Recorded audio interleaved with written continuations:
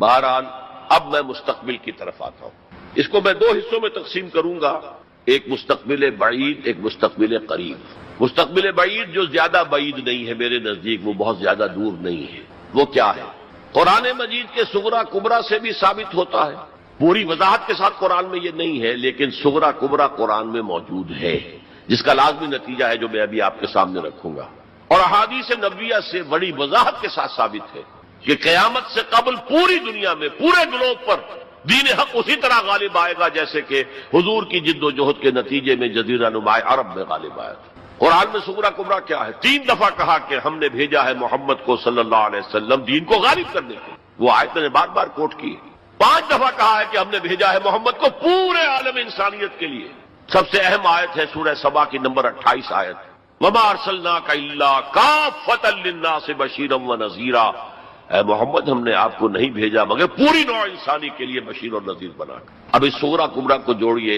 جب تک پوری دنیا پر دین حق اسی طرح غالب نہ ہو جیسے کہ حضور نے عرب میں کر دیا تھا، حضور کا مقصد بعثت ہنوز شرمندہ تکمیل ہے، اور یہ ممکن نہیں ہے کہ دنیا ختم ہو جائے اور حضور کا مقصد بعثت جو ہے پورا نہ ہو.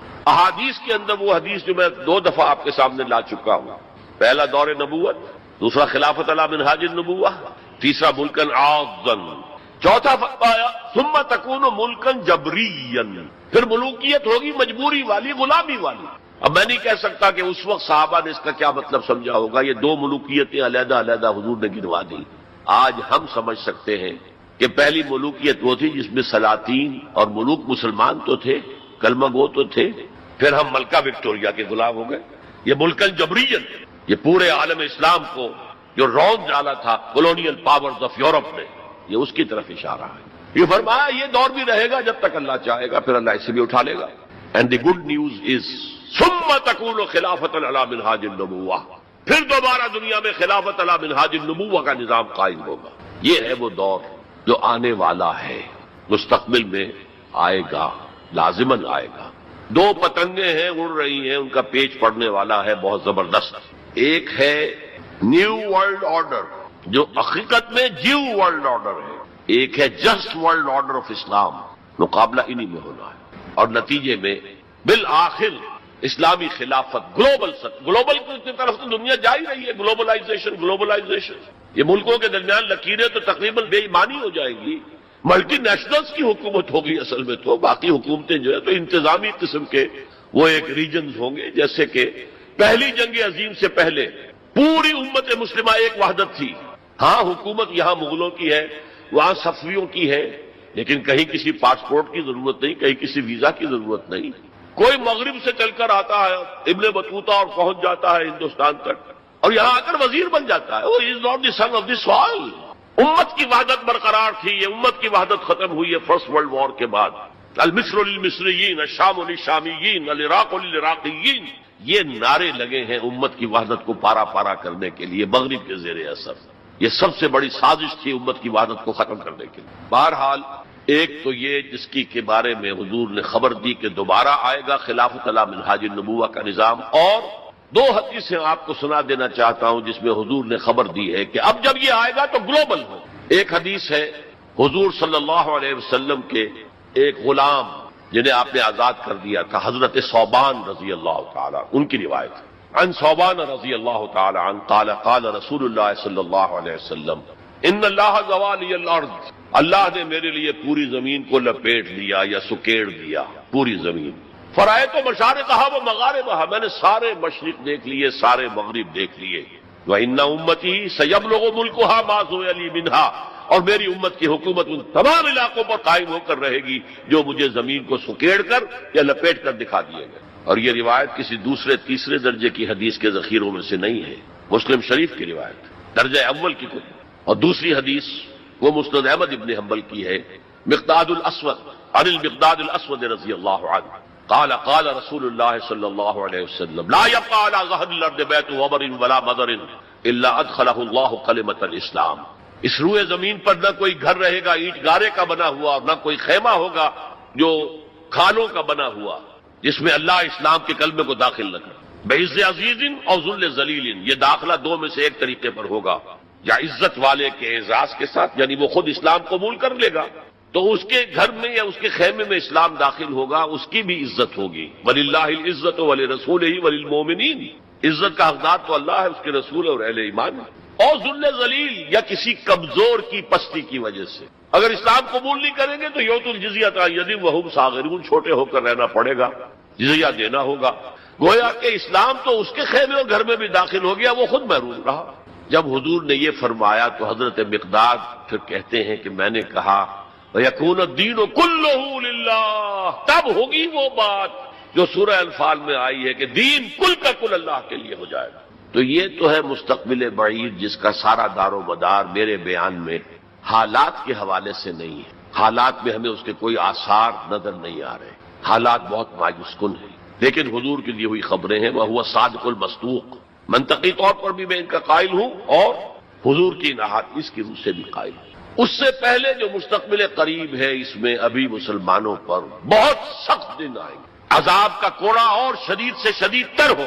اس کو یوں سمجھیے کہ وہ جو حدیث جس سے میں نے بات شروع کی تھی حزب النعل بالنعل، تو باقی سارے عذاب تو کاربن کاپی ثابت ہو گئے، ادھر ایشورینز، ادھر کروسیڈرز، ادھر نیبوکڈنیزر، ادھر تاتاریز، ادھر گریکس اینڈ رومنز، ادھر بقیہ ویسٹرن اینڈ سینٹرل یورپ۔ یہ تو صاف صاف نظر آ گیا جو پچھلی صدی میں ہوا یہودیوں کے ساتھ، 6 ملین آف دیم ڈیسیمیٹڈ، ختم کیے گئے ہٹلر کے ہاتھوں۔ اس کی کاربن کاپی بھی تو آنے والی ہے اور یہ آئے گی اربوں پر۔ آج اللہ کے دین کے سب سے بڑے مجرم ارب، کیوں؟ عام قاعدہ ہے جن کے رتبے ہیں سوا، ان کی سوا مشکل ہے۔ حضور کی ازواج سے کہا گیا کہ نہیں، اگر تم کوئی غلط حرکت کرو گی دوہری سزا ملے گی تمہیں، تمہارا رتبہ بہت اونچا ہے، تم نبی کے گھر میں آباد ہو۔ عربوں کو اللہ نے فضیلت دی کہ محمد ان میں سے تھے، رسول عربی ہیں صلی اللہ علیہ وسلم، یہ رتبہ بلند ملا جس کو مل گیا، ہر مدعی کے واسطے دارالرسم کہا۔ پھر سب سے بڑی فضیلت کیا ہے؟ ان کی اپنی مادری زبان میں قرآن موجود ہے، اللہ کا کلام، ان کو قرآن کے سمجھنے میں کوئی دقت تو نہیں ہے۔ یہاں میں تو آپ سے کہتا رہا ہوں عربی سیکھیں، عربی سیکھیں، عربی سیکھیں، تاکہ قرآن کو اس کی اپنی اصل زبان میں اپنی آنکھوں سے پڑھ سکے، وہاں تو ان کو تو ضرورت نہیں۔ پھر بھی ان کا اگر یہ حال رہا کہ جو ملک بھی کولونیل رول سے آزاد ہوا اس نے یا تو اپنا قبلہ کر لیا ماسکو کی طرف اور یا واشنگٹن کی طرف، تو ان سے بڑا مجرم اور کوئی نہیں۔ ایک حدیث میں آیا ہے ویل للعرب من شر اقترب، بہت ہلاکت اور بربادی ہوگی۔ ایک مرتبہ ام سلمہ رضی اللہ تعالی عنہا نے ام المومنین پوچھا کہ یہ جو آپ فرما رہے ہیں کہ اتنی بڑی تباہی آئے گی، اتنے بڑے مسلمانوں کے اوپر برے حالات آئیں گے، تو عرب اس روز کہاں ہوں گے؟ فرمایا العرب یومئذ قلیل، بہت کم رہ جائے، بہت بڑی تباہی آنے والی۔ اور اس کا نقطہ آغاز کیا ہوگا؟ ویسے تو ہے جو کچھ ہو رہا ہے فلسطین میں، اسے وہ 30 کروڑ عرب بھی دیکھ رہے ہیں اور باقی 100 کروڑ مسلمان باقی بھی دیکھ رہے ہیں، ٹک ٹک دیدم دم نکشیدم۔ وہ آئی سی جو ہے وہ بھی زیادہ آئی سی بن کر رہ گئی اور کچھ نہیں، کوئی کسی طرف سے احتجاج تک نہیں ہے۔ امریکہ شیرون کو مین آف دی پیس کا خطاب دے رہا ہے، صابرہ اور شتیلہ کا قاتل، درندہ، اور جو کچھ کر رہا ہے فلسطینیوں پر وہ آج ہم اپنی آنکھوں سے دیکھ رہے ہیں ٹیلی ویژن کے اوپر، کس طرح بلڈوزرز آتے ہیں ان کے گھروں پر گھر گراتے چلے جاتے ہیں، کس طریقے سے F-16 اوپر دندن آ رہے ہیں، ہیلی کاپٹر دندن آ رہے ہیں، اور ان کے پاس کیا ہے سوائے اپنی جان پیش کرنے کے؟ سوسائڈ جو ہے اٹیک، اس کے سوا کیا ہے؟ یا پہلے وہ صرف پتھر مارتے تھے، اینٹیں روڑے، اللہ خاصا۔ تو یہ ضربت علیہم الذلۃ والمسکنۃ وباؤوا بغضب من اللہ تو پہلے ہی ہو چکا ہے۔ لیکن جن دو چیزوں پر یہودیوں کا اور west white Anglo Saxon Protestants کا اتفاق ہے، وہ ایجنڈا، 4 نکاتی ایجنڈے پر یہ متفق ہیں۔ نمبر 1، جلد از جلد وہ جنگ ہونی چاہیے جس کی خبر بائبل میں دی گئی ہے، آرمگیڈون، بائبل کی آخری کتاب ہے ریولیشنز، مکاشفات یوحنا۔ یہ یوحنا جان جو ہے یہ حضرت یحییٰ نہیں، حضرت مسیح کے حواریوں میں سے ایک جان ہے، ان کے مکاشفات ہیں، اور اس میں یہ ہے کہ ایک بہت بڑی جنگ ہوگی تاریخ انسانی کی، آرمگیڈون۔ اور اگر آپ دیکھیں گے ڈکشنری میں تو لکھا ملے گا a very big war which will be fought between the forces of good and evil before the end of this world۔ آرمگیڈون جلد از جلد ہونی چاہیے۔ نمبر 1، عراق پر حملہ اس کا نقطہ آغاز ہے، آگے یہ سلسلہ کدھر بڑھتا ہے یہ ابھی دیکھنے کی بات ہے۔ نمبر 2، گریٹر اسرائیل قائم ہونا چاہیے تاکہ پوری دنیا کی یہودی آ کے سما جائے۔ ابھی تو اس چھوٹے سے اسرائیل میں تو ساری دنیا کے یہودی تو نہیں آ سکتے. اور یہ کہ فلسطینیوں سے اس ارض فلسطین کو پاک کیا جائے تاکہ نہ رہے بانس نہ بجے بانسری. یہ خودکش حملے بھی ختم ہو جائیں. یا انہیں سمندر میں پھینکو یا انہیں جارڈن کی طرف دھکیل دو, چلے جاؤ. نمبر 3, مسجد اقصی اور ڈوم آف دی راک قبۃ الصخرہ کو گرایا جائے. نمبر 4, ٹیمپل تعمیر کیا جائے, 3rd ٹیمپل, جس کی پوری تیاری کر چکے ہیں, جس کے پورے نقشے بن چکے ہیں, جس کے لیے اس کی جو بھی انٹرنل ڈیکوریشن ہوگی اس کے لیے سب کچھ تیار ہو چکا ہے. اور یہ انتفاضہ جو ریسنٹ شروع ہوا ہے یہ شیرون کے دورے کی وجہ سے کہ وہ مسجد اقصی میں داخل ہوا اور وہ دیکھ رہا تھا جگہ کہاں سے ہمیں فاؤنڈیشن بنانی ہے اور کیا کرنا ہے. 4 باتیں گنوائی میں نے.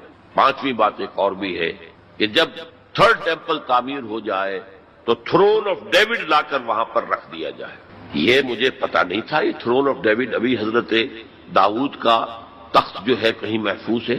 یہ پروٹیسٹنٹس کا ایک رسالہ نکلتا ہے دی ٹرمپٹ فلاڈلفیا سے, امریکہ کے شہر فلاڈلفیا سے, دی فلاڈلفیا ٹرمپٹ. اس میں پتا چلا کہ ایک پتھر تھا جس پر بٹھا کر حضرت داؤد کی تاج پوشی کی گئی تھی, اسی پر حضرت سلیمان کی تاج پوشی ہوئی, اسی پر بعد میں ان کے اور جو بھی تھے حکمران ان کی تاج پوشی ہوتی رہی. وہ پتھر ٹائٹس نے جب گرایا ہے یروشلم کے اس 2nd ٹیمپل کو تو وہ اپنے ساتھ لے گیا. وہ روم پہنچ گیا, روم سے آئرلینڈ پہنچ گیا, کیتھولک ملک ہے بہت بڑا. وہاں سے اسکاٹ لینڈ آیا, وہاں سے انگلینڈ میں آ گیا اور اسے رکھ دیا گیا جو ان کی پارلیمنٹ کے ساتھ جو گرجا ہے. اور 14ویں صدی عیسوی میں اس کو ایک کرسی میں بلڈ کر دیا گیا سیٹ کی حیثیت سے. اب وہ تھرون ہے. اسی کرسی پر بٹھا کر انگریز جو بھی بادشاہ ہوئے اور جو ملکائیں ہوئی ان کی کورونیشن ہوئی ہے, وہ وہاں سے لا کر اب یہاں رکھا جائے گا. البتہ اس کے بعد ان کے ایجنڈے مختلف ہو جاتے ہیں. یہودی سمجھتے ہیں ہمارا مسیح آئے گا, وہ اس تخت پر بیٹھ کر دنیا پر حکومت کرے گا. اس کے لیے بھی سمجھ لیجئے ان کے مسیحا سے مراد کیا ہے. ان کے ہاں چلی آ رہی تھی پیشین گوئیاں کہ ایک مسیحا آئے گا جو تمہارے دلدر دور کرے گا, تمہیں عظمت تک پہنچائے گا. وہ حضرت مسیح آ گئے, انہوں نے مانا ہی نہیں. تو وہ پیشین گوئی جو ہے ابھی موجود ہے. The position is vacant. ابھی تک وہ مسیحا نہیں آیا. They are waiting for their مسیحا, اس لیے کہ مسیح کو تو مانا نہیں. اور عیسائیوں کا خیال ہے حضرت مسیح کا جو 2nd نزول ہوگا, 2nd کمنگ, تو وہ اس تخت پر بیٹھ کر حکومت کریں گے پوری دنیا. یہ ایجنڈا ہے. کوئی سبب معلوم ہو سکا ہے آج تک کہ عراق پر کیوں حملہ کیا گیا؟ اور کمال ہے کہ اس قوم نے پھر اسی شخص کو منتخب کر لی. 9/11 کس نے کیا اس کی کوئی کبھی تحقیق ہوئی ہی نہیں, روک دیا گیا. جب شروع میں تحقیق شروع ہوئی تھی تو پہلے تو بیان آیا تھا بش کا کہ یہ لیک کیوں ہو رہی ہیں چیزیں اس سے, اور پھر سسٹم روک دیا گیا. یہ سارا جو معاملہ ہے history is going towards that direction. لیکن بہرحال اس میں جو مسجد اقصی کی شہادت کے بعد اور قبۃ الصخرہ کے گرانے کے بعد جو خون کھولے گا عرب نوجوانوں کا, اس کا آپ اندازہ نہیں کر سکتے. عرب کے اندر جوش تو اب بھی ہے, نوجوانوں میں بہت ہے. وہ ایک ایسی بات ہوگی کہ جس پر خون جوش کھائے گا. اور اس سے پہلے تو یہ حکمران کہ جو ویسٹ کے گماشتے ہیں یہ انہیں قتل کریں گے, بھونیں گے. اور پھر یہ کہ کرسچنز اور جیوز, اور انہیں جیوز میں سے اینٹی کرائسٹ بھی کھڑا ہو جائے گا, دجال.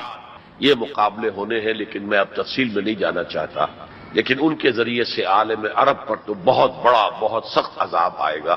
باقی عالم اسلام دوسرے درجے میں ہے مجرم. ہم سمجھتے ہیں کہ نمبر 2 پر ہم مسلمانان پاکستان ہیں جنہوں نے اس ہندوستان کی تقسیم اسلام کے نام پر کروائی, اور 57 برس گزر گئے ہیں کہ اس اسلام کا کوئی نام و نشان وہاں نہیں ہے. وہی اسلام ہے جو ہر جگہ ہے, یہاں بھی ہے, مسجدوں میں آپ بھی جا رہے ہیں, ہم بھی جا رہے ہیں.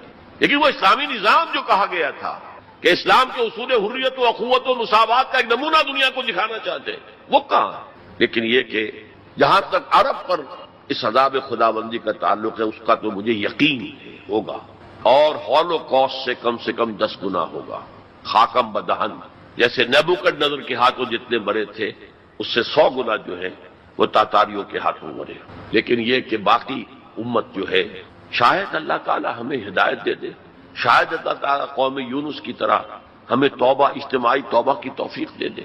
اللہ کی رحمت سے ہم اس اعتبار سے مایوس نہیں ہیں. اپنی جو بھی ہماری بساط ہے کوشش کر رہے ہیں کہ وہاں پر اسلامی نظام آ سکے جس کے لیے وہ ملک بنایا گیا. بہرحال یہ ہے میرا تجزیہ مستقبل کے بارے میں. میں اب اسی پر اتفاق کر رہا ہوں. معمول سے بھی زیادہ ٹائم آج ہو گیا ہے.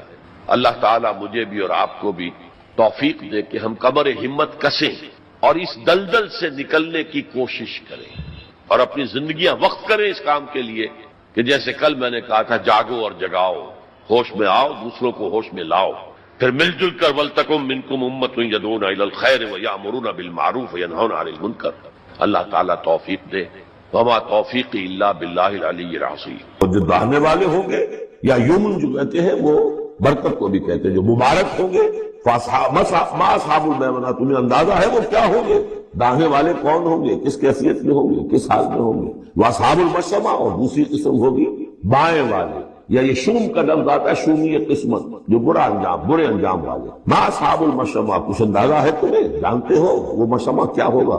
اصحاب مشأمہ کیسے ہوں گے؟ یہ تو دو گروہ ہو گئے، والسابقون السابقون، اور اگلا آگے نکل جانے والے تو ہیں ہی آگے نکل جانے والے، اولئک المقربون، وہ تو وہ ہوں گے جو بہت مقرب ہو جائیں گے، قریب ہو جائیں گے اللہ۔ مقربین بارگاہ، یہ تقرب ہی تو ہے نا، اللہ چاہتا ہے کہ انسان اللہ سے قریب ہو، قریب۔ تو جو مقرب ہو گئے، جو دنیا میں جنہوں نے اللہ کا قرب تلاش کیا، وابتغوا الیہ الوسیلہ، اس کا قرب تلاش کرو، وجاہدوا فی سبیلہ، اس کی راہ میں جہاد کرو گے تو تم اس کے مقرب بارگاہ بن جاؤ۔ والسابقون السابقون اولئک المقربون فی جنات النعیم، یہ نعمتوں والے باغات میں ہوں گے۔ سلۃ من الاولین وقلیل من الآخرین، یہ بڑی تعداد میں ہوں گے پہلوں میں سے اور تھوڑے ہوں گے پچھلوں میں۔ بعض لوگوں نے تو یہ سمجھا کہ پہلوں سے مراد ہے پہلی امت ہے، اور پچھلوں سے مراد ہوئی پھر یہ امت۔ اس اعتبار سے تو اس امت کی جو ہے بجائے فضیلت کے درجہ کم ثابت ہوا۔ صحیح بات یہ ہے ہر امت میں سابقون الاولون والمہاجرون والانصار والذین اتبعوہم بإحسان، یہ ہر امت میں رہا، ہر دور میں رہے، ابھی وہ معاملہ ختم نہیں ہوا۔ کوئی صدیقین کے مقام کو پہنچیں گے، کوئی شہادت کا مقام عظمیٰ حاصل کریں گے، کوئی عام مومن صالحین جو ہے اس مقام پر رہ جائیں گے۔ اسی طریقے سے سابقون الاولون، اور آگے نکل جانے والے، اور اصحاب الیمین، وہ جو بھی پیچھے ان کے آ رہے ہیں، والذین اتبعوہم بإحسان، وہ بھی ہوں گے، عام صالحین میں مومنین بھی ہوں گے۔ تو مراد یہ ہے کہ اس امت میں بھی جو اس سے پہلے تھے، جیسے حضور نے فرمایا خیر امتی قرنی ثم الذین یلونہم ثم الذین یلونہم، تو پہلے لوگوں میں زیادہ تعداد ہوگی مقربین کی، بعد والوں میں بھی ہوں گے تعداد میں کم، بعد میں تعداد تو ہو جائے گی 1.5 ارب امتی جو ہے محمد کے صلی اللہ علیہ وسلم، اب ان میں مقربین کتنے ہوں گے؟ تو آٹے میں نمک بھی نہیں ہو سکتے۔ تو سلۃ من الاولین، کثیر تعداد ہوگی پہلوں میں سے، وقلیل من الآخرین، بعد والوں میں سے تھوڑے۔ علی سرور موضونہ، وہ جڑاؤ تختوں پر بیٹھے ہوں گے، متکئین علیہا متقابلین، اور اس پر ٹیک لگائے ہوئے ہوں گے آمنے سامنے۔ یطوف علیہم ولدان مخلدون، اور ان پر گردش میں ہوں گے، چکر لگا رہے ہوں گے وہ لڑکے کہ جو سدا اسی طرح رہیں گے۔ یعنی ہوتا کیا ہے کہ آپ نے اپنے ہاں کو ملازم رکھا، بچہ رکھا، جوان جو نوجوان سا چھوٹی عمر کا، کچھ عرصے کے بعد وہ بڑا ہو گیا، اب آپ چاہتے ہیں گھر سے باہر کریں، اب کسی اور کو لاتے ہیں، حالانکہ وہ آپ کے مزاج سے واقف ہو چکا تھا، آپ کی ذوق سے واقف ہو چکا تھا، لہذا وہاں جو ہوں گے وہ ہمیشہ اسی طرح پر رہیں گے تاکہ وہ آپ کی خادم رہیں، خدمت کرتے رہیں۔ بے اکواب و اباریق، وہ آب خورے لے کر، جام اور مینا لے کر، آب خورے اور کوزے لے کر گردش میں ہوں گے، جام و مینا، وکاسم من معین، اور جام ہوں گے ان کے جو کہ بہت ہی نتھری ہوئی، صاف اور صاف شفاف جو ہے وہ شراب ہوگی۔ لا یصدعون عنہا، اس سے نہ ان کے سر میں کوئی گرانی ہوگی، دکھن ہوگی، ولا ينزفون، نہ وہ بہکیں گے، نہ بہتی باتیں کریں۔ یعنی دنیا کی شراب پر قیاس نہ کرو، وہ شراب الطہورہ جو ہے اس میں ایسی دونوں چیزیں نہیں ہوں گی، جو شراب پینے سے گرانی ہوتی ہے اور پھر یہ کہ اس میں آدمی جو بہک جاتا ہے۔ وَفَاكِهَةٍ مِّمَّا يَتَخَيَّرُونَ، اور میوے ہوں گے جو وہ پسند کریں گے، جون سا چاہیں اپنے سلیکشن پر۔ وَلَحْمِ طَيْرٍ مِّمَّا يَشْتَهُونَ، اور اڑتے جانوروں کے، پرندوں کے گوشت ہوں گے جو انہیں پسند ہوں گے، یشتہون۔ وَحُورٌ عِین، اور حور ہوں گی، حوریں ہوں گی بڑی بڑی آنکھوں والی۔ یہاں پہلی میں حور آ رہا ہے، دوسری میں نہیں آئے گا۔ یہ جو ہے وہی جو مرر امیج میں نے کہا تھا، اس کو سمجھ لیجئے آپ کہ اس طریقے سے پھر وہ جڑ جاتا ہے۔ کامثال اللؤلؤ المکنون، وہ حوریں جو ہوں گی وہ ایسے ہوں گی جیسے موتی ہو اور اور ان کو کہیں چھپا کر رکھا گیا ہو غلاف کے اندر، جزاء بما كانوا يعملون، اور یہ بدلہ ہوگا ان کے اعمال جو انہوں نے عمل کیے۔ مقربین سابقون الاولون نے جو قربانیاں دی، جو ایثار کیے، جو جانثاریاں کی، جو سرفروشیاں، لا يسمعون فيها لغوا ولا تأثیما، وہ نہیں سنیں گے اس میں نہ کوئی لغو بات اور نہ ہی کوئی الزام، الا قیلا سلاما سلاما، بس ان کے لیے ہر چہار طرف سے سلام اور سلام ہی کی آواز ہے۔ یہ تو ہو گئے اب مقربون۔ اب آئیے واصحاب الیمین، واصحاب الیمین ما اصحاب الیمین، اصحاب الیمین وہ کیسے ہیں؟ تو مجھے اندازہ ہے فی صدر مخضود، وہ ہوں گے بیری کے درختوں میں جن میں کانٹا نہیں ہوگا، وطلح منضود، اور کیلے کہہ برتے کیلوں کے گچھے جس طرح سے ہوتے ہیں وہ آپ کو معلوم ہے، وظل ممدود، سائے پھیلے، وماء مسکوب، اور پانی بہتا ہوا، وفاکہۃ کثیرہ، اور میوہ کثرت کے ساتھ، لا مقطوعۃ ولا ممنوعہ، نہ ٹوٹا ہوا ہے کہ گرا ہوا ہے نیچے، اور نہ ممنوع ہے کہ ان کی پہنچ سے باہر نہیں ہے، ذرا ہاتھ بڑھائیں گے تو مل جائے گا، لیکن درخت میں لگا ہوا ہو۔ وفرش مرفوعہ، بچھونے ہوں گے ان کے بلند اونچے۔ انا انشأناہن انشاء، ان کے لیے بھی ہم نے جو بیویاں تیار کی ہیں ہم نے اٹھایا ہے ان کو بڑی اچھی اٹھان پر۔ فجعلناہن ابکارا، پھر ہم نے بنایا ہے انہیں کنواریاں، عربا اترابا، پیار دینے والیاں اور دلانے والیاں، اور ہم عمر لاصحاب الیمین، یہ اصحاب الیمین کے لیے ہوں گے۔ سلۃ من الاولین، یہ پہلوں میں سے بھی بہت ہوں گے، وسلۃ من الآخرین، اور پچھلوں میں بھی بہت، یہ اصحاب الیمین۔ اصحاب الشمال ما اصحاب، اب رہ گئے وہ بائیں والے، کیسے ہیں وہ بائیں والے؟ فی سموم، وہ تیز لو میں ہوں گے، وحمیم، کھولتے ہوئے پانی کو پینے والے ہوں گے، وظل من یحموم، اور سایہ ان کے لیے ہوگا دھوئیں کا، لا بارد ولا کریم، نہ ٹھنڈا ہوگا نہ سکون بخش۔ انہم کانوا قبل ذالک مترفین، یہ وہ لوگ ہیں جو اس سے پہلے دنیا میں بڑے خوشحال رہے، مرفوع الحال تھے، ان کے پاس ساری آسائشیں تھی، دنیا کا عیش و آرام تھا۔ وَكَانُوا يُصِرُّونَ عَلَى الْحِنْثِ الْعَظِيمِ، اور یہ ضد کر رہے تھے بہت بڑے گناہ پر، اور وہ بہت بڑا گناہ کون سا ہے؟ شرک۔ ان اللہ لا یغفر ان یشرک بہ ویغفر ما دون ذلک لمن یشاء، حنث العظیم، کانوا یصرون علی الحنث العظیم، وکانوا یقولون، اور وہ یہ کہا کرتے تھے، اذا متنا وکنا ترابا وعظاما اینا لمبعوثون، کیا جب ہم مر جائیں گے اور ہو جائیں گے مٹی اور ہڈیاں تو کیا پھر ہمیں دوبارہ اٹھا دیا جائے گا؟ اب آباؤنا الاولون، اور کیا ہمارے آباء و اجداد جو پہلے گزر چکے اتنے پہلے وہ بھی اٹھا لیے جائیں گے؟ قل، کہہ دیجئے نبی، ان الاولین والآخرین، یقیناً پہلے بھی اور پچھلے بھی، لمجموعون، لازماً جمع کیے جائیں گے، الی میقات یوم معلوم، ایک مقرر دن کے وقت پر جمع کیے جائیں گے۔ ثم انکم ایھا الضالون المکذبون، پھر تم اے وہ لوگوں جو بھٹکے ہوئے ہو اور جھٹلا رہے ہو، بھٹک رہے تھے، ہم نے نبی بھیج دیا، رسول بھیج دیا، کتاب بھیج دی تمہاری آنکھیں کھولنے کے لیے، تبصرۃ و ذکریٰ لکل عبد منیب، سورہ قاف کے الفاظ یاد کیجئے، لیکن اس کے باوجود انہوں نے جھٹلا دیا ہے۔ ثم انکم ایھا الضالون المکذبون، تو پھر اے بھٹکے ہوئے لوگوں اور جھٹلانے والے لوگوں تمہارا حال کیا ہوگا؟ لآکلون من شجر من زقوم، تم کھاؤ گے اس زقوم کے درخت، فمالئون منہ البطون، اس سے اپنے پیٹ بھرو گے، فشاربون علیہ من الحمیم، اور اس پر پیو گے کھولتا ہوا پانی، فشاربون شرب الہیم، اور ایسے پیو گے جیسے پیاس کا مارا اونٹ پیتا ہے، جیسے کہ پیاس سے بڑا ہوا جنی بہت ہی زیادہ پیاس زدہ ہو، پھر جہاں پانی اس کو مل جائے گا جس طریقے سے وہ اس کو پیے گا، ایسے پیو گے۔ ھذا نزلھم یوم الدین، یہ ہوگی ان کی مہمان نوازی، یہ ہوگی ان کی ضیافت، ابتدائی ضیافت اس روز قیامت کو۔ اب یہاں پر تو یہ تینوں گروہ جو اس کے سورہ جو الرحمن میں آخر میں آیا تھا معاملہ، اس کا یہاں شروع میں آ گیا، ترتیب الٹی۔ اب آگے چلیے، اس سے پہلے کیا تھا؟ پہلے رکوع میں اللہ تعالیٰ کی صنعائی اور خلقت، آسمان زمین بنائے، دریا چلائے، اور ان میں سے موتی نکلتے ہیں، پہاڑ جیسے جو ہے جہاز چلتے ہیں۔ اب یہاں ایک اور ہی شان سے اللہ تعالیٰ نے بہت ہی عمدہ انداز میں سوال کے انداز، نحن خلقناکم فلولا تصدقون، ہم نے تمہیں پیدا کیا تو کیا ہو گیا ہے تمہیں؟ کیوں نہیں تصدیق کرتے؟ کیوں نہیں مانتے کہ ہم دوبارہ بھی پیدا کر سکتے؟ کیوں تمہیں اس میں تعجب ہے، استماعت کیوں نظر آتا؟ نحن خلقناکم، ہم نے تمہیں پیدا کیا، فلولا تصدقون افرأیتم ما تمنون، کیا تم نے کبھی غور کیا جو تم ٹپکاتے ہو، وہ منی جو تم ٹپکا دیتے ہو؟ انتم تخلقونہ ام نحن الخالقون، رحم مادر میں اس کی تخلیق تم کرتے ہو یا ہم کرتے ہیں؟ یہ بہت وہ انداز ہے کہ پالتا ہے بیج کو مٹی کی تاریکی میں کون، یہ بھی آگے آ جائے گا۔ یہ سارا تخلیق کا مرحلہ کون کر رہا ہے؟ جو ہم پڑھ چکے ہیں کہ 3 پردوں کے اندر وہ اللہ تخلیق کر رہا ہے۔ ابڈومینل وال بھی ہے، پھر یوٹرس کی وال ہے، پھر اندر وہ جھلی ہے، 3 پردوں میں فی ظلمات ثلاث۔ کون تخلیق کرتا؟ تم تخلیق کرتے ہو، تم نے اعضاء بنائے ہیں وہاں جا کر، تم نے ان کی آنکھیں اور کان بنائے ہیں۔ نحن خلقناکم فلولا تصدقون افرأیتم ما تمنون، تم نے تو بس وہ بوند تھی وہ ٹپکا دی۔ انتم تخلقونہ ام نحن الخالقون، تم اسے بناتے ہو، تخلیق کرتے ہو مختلف مراحل سے، نطفہ اور علقہ اور مضغہ، یہ سب کچھ تم کرتے ہو، ہم کرتے ہیں۔ اس کا جواب سکھایا ہے، جہاں بھی یہ سوال آئے اس کا جواب دیجئے فوراً، بل انت یا رب، پروردگار تو کرتا ہے، ہم نہیں کرتے۔ یہ ساری کاریگری، صنائی، مصوری، خلاقی، یہ سب کے لیے۔ نحن خلقناکم فلولا تصدقون ارأیتم ما تمنون انتم تخلقونہ ام نحن الخالقون نحن قدرنا بینکم الموت وما نحن بمسبوقین۔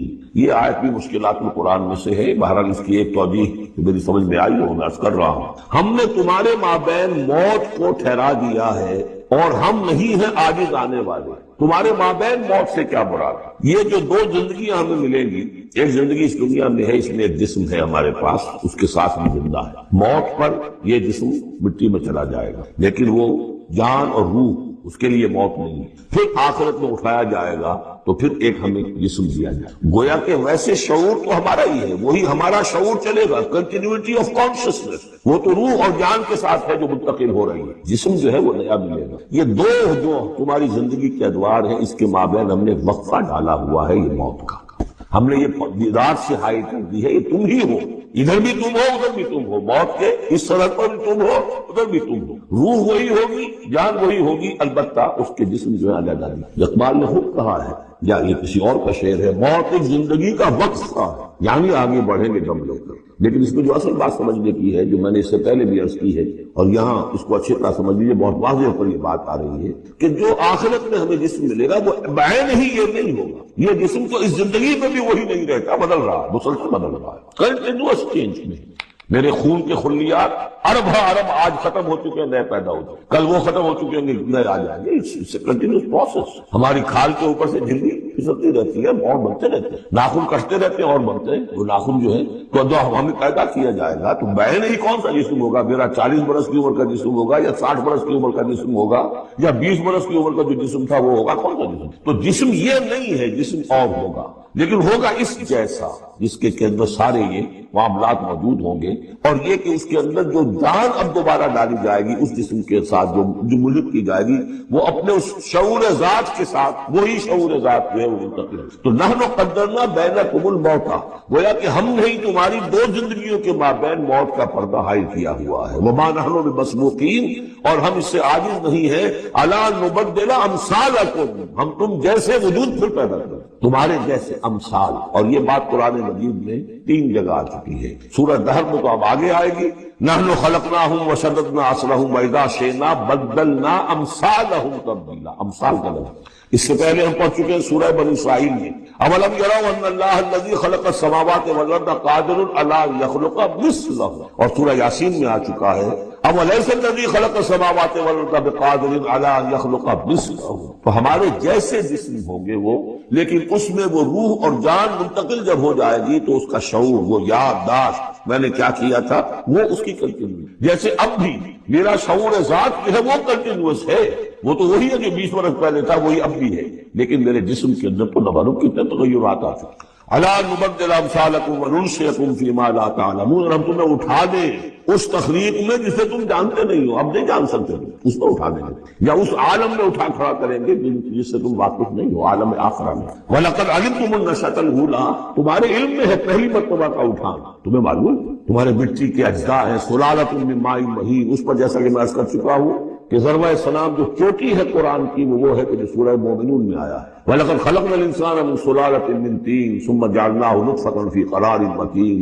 ثُمَّ خَلَقْنَا النُّطْفَةَ عَلَقَةً فَخَلَقْنَا الْعَلَقَةَ مُضْغَةً فَخَلَقْنَا الْمُضْغَةَ عِظَامًا فَكَسَوْنَا الْعِظَامَ لَحْمًا ثُمَّ أَنشَأْنَاهُ خَلْقًا آخَرَ فَتَبَارَكَ اللَّهُ أَحْسَنُ الْخَالِقِينَ۔ تو اے انسانوں تم اس کو تو جانتے ہو، وَلَقَدْ عَلِمْتُمُ النَّشْأَةَ الْأُولَىٰ، ہم نے پہلی مرتبہ جب تمہیں اٹھایا جانتے ہو کہ نہیں؟ فَلَوْلَا تَذَكَّرُونَ، تو کیوں نہیں عقل سے کام لیتے، کیوں نہیں نصیحت کیوں نہیں سمجھتے کہ جس اللہ نے پیدا کیا تھا وہ ابھی تمہارا ہم جیسی پیدا کر سکتا ہے۔ اب آگے چلیے، اللہ کی خلاقی کا ایک اور میدان۔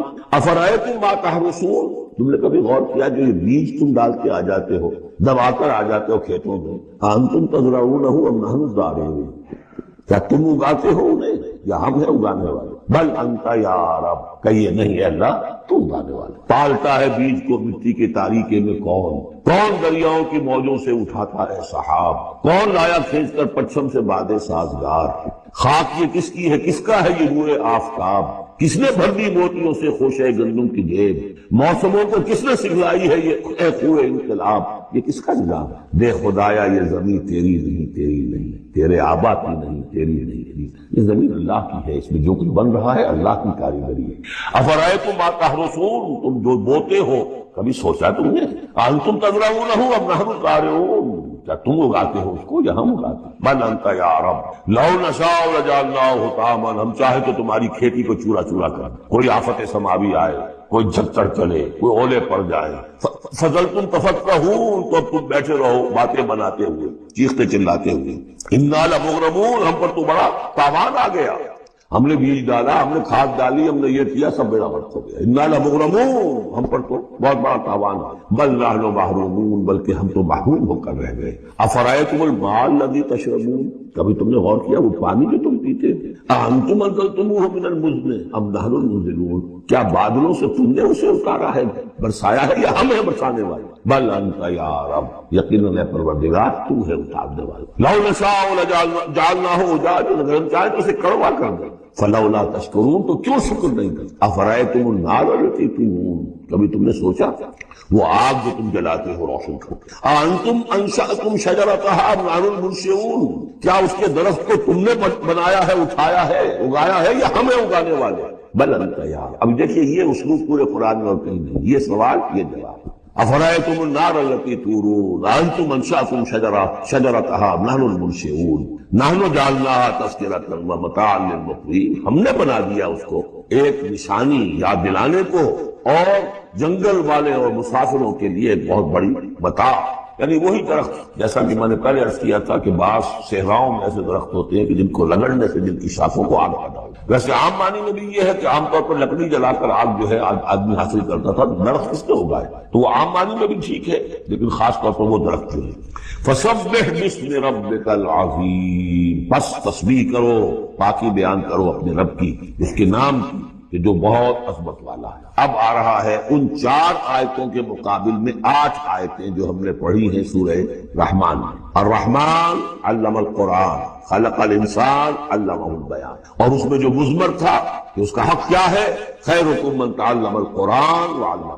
اب یہ دیکھیے اس اکثر ترتیب میں آخری مضمون آ رہا ہے، فلا اقسم بمواقع النجوم، تو نہیں، قسم ہے مجھے ان جگہوں کی، ان مقامات کی جہاں ستارے ڈوبتے ہیں۔ آج سے پہلے ہم کچھ نہیں کہہ سکتے تھے ان کے بارے میں، آج کچھ اندازہ ہوا ہے۔ بلیک ہولز کائنات کے اندر، یہ بلیک ہولز ہیں جن میں بڑی بڑی گیلیکسیز گم ہو جاتی ہیں، بڑے بڑے ستارے، ہمارا سورج بیچارہ کچھ بھی نہیں ہے، اس سے کروڑوں گنا بڑا ستارہ، اور ایسا گم ہوتا ہے کہ نام و نشان نہیں، اس کے قریب سے کوئی چیز گزر جائے اس کو کھینچ لیتا ہے وہ بلیک ہول، اور وہ سب کا سب معدوم ہوتا ہے۔ تو جیسے میں نے وہاں بیان نہیں کیا تھا، وَالنَّجْمِ إِذَا هَوَىٰ، ستارہ جب کہ گرتا ہے، اور ستارے ہیں ایک تو یہ جو ہم دیکھتے ہیں کہ وہ شہاب صاف کے، یہ تو اور سے ہے، یہ تو جیسا کہ ہم نے دیکھا کئی جگہ آ چکا ہے کہ شیاطین جن کو کھدیڑنے کے لیے، بھگانے کے لیے، لیکن ستارہ، بڑے بڑے ستارے معلوم ہو گئے، نئے ستارے وجود میں آ رہے ہیں، پرانے ختم ہو رہے ہیں، نئی گیلیکسیز وجود میں آ رہی ہیں، پرانی گیلیکسیز ختم ہو گئی، کہاں گئی؟ وہ بلیک ہولز ہیں اب بھی، واللہ اعلم۔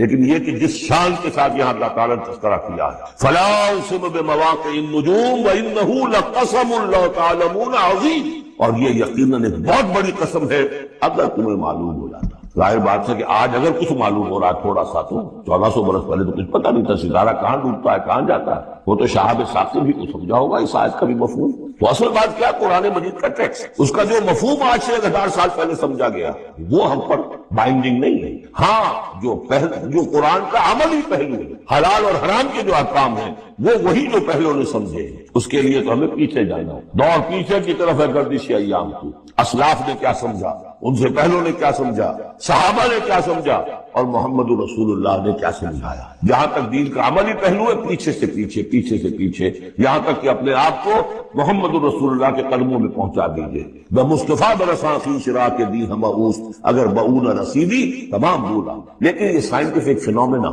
یہ کریشن آف یونیورس، یہ ہسٹوریکل ریفرنسز، اب کہیں اشارے ہو جاتے ہیں جو کہ ہماری جو سائنس جیولوجی کی ہے اس سے متعلق، کہیں وہ کاسمولوجی ایسٹرونومی سے متعلق چیزیں، کہیں ایمبریولوجی سے متعلق چیزیں. اب یہ چیزیں ظاہر بات ہے کہ جو ایکسپلوژن ہو رہا ہے معلومات کا، اس کے حوالے سے جہاں بھی وہ چیزیں معلوم ہوتی جا رہی ہیں اس کو ہمیں فٹ کرنا ہے. لیکن جیسا کہ میں نے عرض کیا تھا، شیطان سے نہیں، جہاں بھی وہ بات ٹھیک ہے، اس لیے ان سے کسی حکم کا کوئی تعلق نہیں، کسی شے کی حلت و حرمت کا کوئی تعلق نہیں. یہ حکمت ہے. تو حکمت میں، سائنس میں آگے سے آگے بڑھیے، عمل میں پیچھے سے پیچھے، یہاں تک کہ ما انا علیہ واصحابی، جو حضور نے فرمایا جس پر میرا عمل ہے اور میرے صحابہ کا عمل ہے، زیادہ سے زیادہ کوشش ہو قریب سے قریب تر. فلا اقسم بمواقع النجوم وانہ لقسم لو تعلمون عظیم. یہ بہت بڑی قسم ہے جو ہم پیش کر رہے ہیں، اگر تم جانو. ایک وقت آ جائے گا تو جان لو گے. انہ لقرآن کریم، یہ قرآن ہے بہت بڑی. تم نے کتنی قدر کی ہے اس قرآن کی، سوچو کیا قدر و قیمت ہے. اس میں ایک زندگی نہیں، اللہ ہزاروں زندگیاں دے اور وہ زندگیاں انسان لگا دے اس قرآن پر، تب بھی اس کی قیمت ادا نہیں ہوگی. انہ لقرآن کریم. اور یہ جو اصل قرآن ہے کہاں ہے؟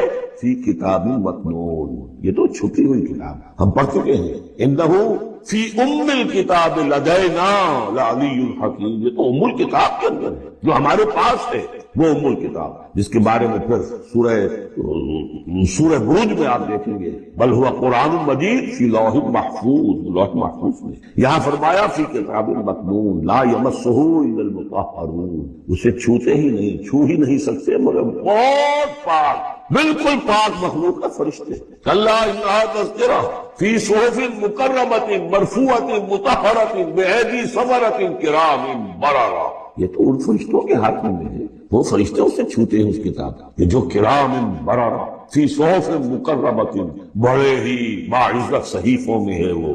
فی صحف مکرمۃ مرفوعۃ مطہرۃ ایدی سفرۃ، ان لکھنے والوں کے ہاتھ میں ہے وہ. کرام بررہ، جو کرام ہے بڑے باعزت ان فرشتوں کا. تو لا یمسہ الا المطہرون. ویسے اس آیت سے ایک حکم نکالا فقہا نے کہ قرآن کو چھوا نہ جائے ناپاکی کی حالت. اگر ناپاکی بڑی ہے، جنابت ہے، پھر تو چھونا کیا، پڑھنے کی اجازت نہیں، زبان سے اپنے حافظے سے بھی پڑھنے کی اجازت نہیں. لیکن اگر چھوٹی اجازت ہے تو آپ زبانی پڑھ سکتے ہیں، یعنی جس میں وضو کی حاجت ہوتی ہے، لیکن چھونے کے لیے وضو ضروری. لیکن یہ اصل میں اس آیت کا جو سمجھے ایک ضمنی مضمون ہے، فقہا نے یہ نکال دیا مسئلہ. لیکن اس کا ایک اور مفہوم جو ہے بہت اہم ہے. قرآن کو تم چھو بھی رہے ہو، فرض کیجئے کوئی ناپاک آدمی بھی آئے گا چھو لے گا، کون روک سکتا ہے اسے چھوئے گا. غیر مسلم پڑھتے ہی ہیں، چھوتے ہیں. اور یہ کہ تم پڑھتے بھی ہو، لیکن اس قرآن کا جو ایک اصل نیوکلیس ہے، اس کا جو اصل لب لباب ہے، اس تک تمہاری رسائی نہیں ہوگی جب تک کہ تمہارا اندر پاک نہ ہو. یہ باطن کی پاکی قرآن کے اصل علم اور فہم اور اس کی اصل ہدایت کو حاصل کرنے کے لیے شرط لازم. اس کا مرکز جو ہے تیرے وجود کے مرکز سے دور رہتا ہے. فرشتہ اگرچہ جان نکالتا ہے لیکن تیرے وجود کے مرکز سے دور رہا ہے. قرآن کا بھی ایک وجود کا مرکز ہے. اسی لیے کہا ہے سورہ حدید میں پڑھیں گے ہم، هو الاول والآخر والظاہر والباطن. اس کا ایک ظاہر ہے، الفاظ ہیں، اس کی آپ نے نحوی اور صرف کی بحث کر لی، مطلب یہ ہے روایات پڑھ لی. اس کی ایک روح باطنی ہے، اس تک رسائی نہیں ہو سکتی. الا المطہرون، اس کو چھو بھی نہیں سکتے وہ لوگ مگر وہ لوگ کہ جو پاک ہوتے. اسی لیے نوٹ کیجئے چونکہ وہ مضمون اب آ چکا ہے، ایک مرتبہ اور آگے آئے گا سورہ جمعہ میں، 3 مرتبہ آ چکا ہے. حضرت ابراہیم اور حضرت اسماعیل نے جب دعا کی تھی ربنا وبعث رسولا منہم یتلو علیہم آیاتک ویعلمہم الکتاب والحکمۃ ویزکیہم. تعلیم کتاب و حکمت کو پہلے رکھا تھا، تزکیہ کو آخر میں رکھا. یہ اللہ تعالیٰ کی طرف سے 2 مرتبہ ہم پڑھ چکے ہیں، ترتیب اللہ نے بدل دی۔ کما ارسلنا فیکم رسولا منکم یتلو علیکم آیاتنا ویزکیکم ویعلمکم الکتاب والحکمہ۔ تزکیہ پہلے، تعلیم کتاب و حکمت بعد میں۔ پھر سورہ آل عمران میں آیا لقد من اللہ علی المؤمنین اذ بعث فیہم رسولا من انفسہم یتلو علیہم آیاتہ ویزکیہم ویعلمہم الکتاب والحکمہ۔ تیسری مرتبہ پھر یہ آیت آئے گی سورہ جمعہ میں، هو الذی بعث فی الامیین رسولا منہم یتلو علیہم آیاتہ ویزکیہم ویعلمہم الکتاب والحکمہ۔ پہلے پاک کرو اندر سے، پھر اس کتاب کو سمجھو گے، ورنہ ہو سکتا ہے تفسیر لکھ دو لیکن تمہارا باطن اس سے جگمگائے گا نہیں، تمہاری اپنے اندر اس کا نور نہیں آئے گا۔ تفسیر لکھ دو، ہیں لکھنے والے، وہ تو غیر مسلموں نے ایسی ایسی تفسیریں لکھی، اس کے جو ہے ترجمے کیے ہیں پورے قرآن کے، اور بڑے بڑے اچھی عربی انہوں نے بڑی، یہ سمجھیے کہ اس پر پوری طرح مہارت اور اس کا کنٹرول حاصل کر کے لکھی ہے، ایسے نہیں کی۔ لیکن یہ کہ قرآن کی روح، اس کے لیے تزکیہ باطن ضروری ہے، پہلے تزکیہ۔ اسی لیے وہ آیتیں بھی ذہن میں لے آئیے سورہ یونس کی، یا ایھا الناس قد جاءتکم موعظۃ من ربکم وشفاء لما فی الصدور وہدی ورحمۃ للمؤمنین۔ پہلے یہ سینے کے اندر جو روگ ہے، تکبر ہے، حب مال ہے، حب جاہ ہے، شہرت کی طلب ہے، اختیار